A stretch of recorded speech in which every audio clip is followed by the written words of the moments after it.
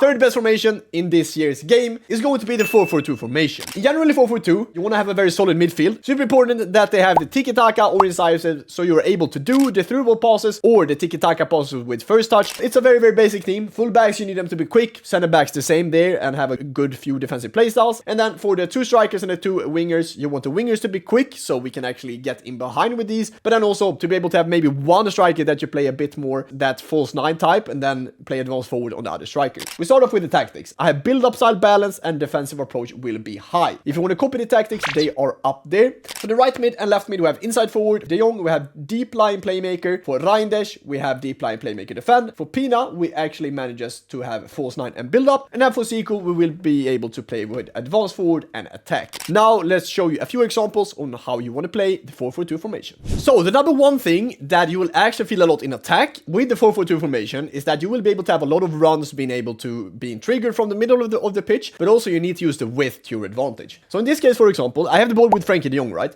Salah is also running in behind now because I want Salah to be able to push his team back so we get more space in the middle between his defense and his midfielders. That's the pocket we want to be aggressive and try to attack. The most important thing here with de Jong is to try, first of all, to not lose the ball against his de Jong. And when I basically done that, I have this kind of open lane to either Morgan or to Mbappé. Obviously, Mbappé is more open. Once we get the ball here with Mbappé, okay, I'm seeing what's opening up. He's on Van de Ven. He's not really getting closer to me. I basically broke the line between his midfielders and I have that space. When my Reinders is pushing up because he's on deep line playmaker build up, he's going to come into this pocket of space. So I'm going to do L1 pass with Kylian Mbappé here. And either he needs to step on my Reinders or he needs to follow Mbappé, which is going to buy time and space for me on the ball. So once I get the pass here, I find Mbappé with a very good pass, double tap by pressing double triangle on your controller. Mbappé Trivela manages to score to make it 2-1, and in general, a fantastic way to attack in the 4-4-2. So, the hard thing, and why this is the number 3 formation in this video, is because 4-4-2 is quite hard to defend with. You see here, he is able to find his striker pretty easy. So, once he breaks this line, the most important thing is that you try to drop down your CMs or CDMs, depending on if you play a 4-4-2, the second variation, or the normal 4-4-2 flat one.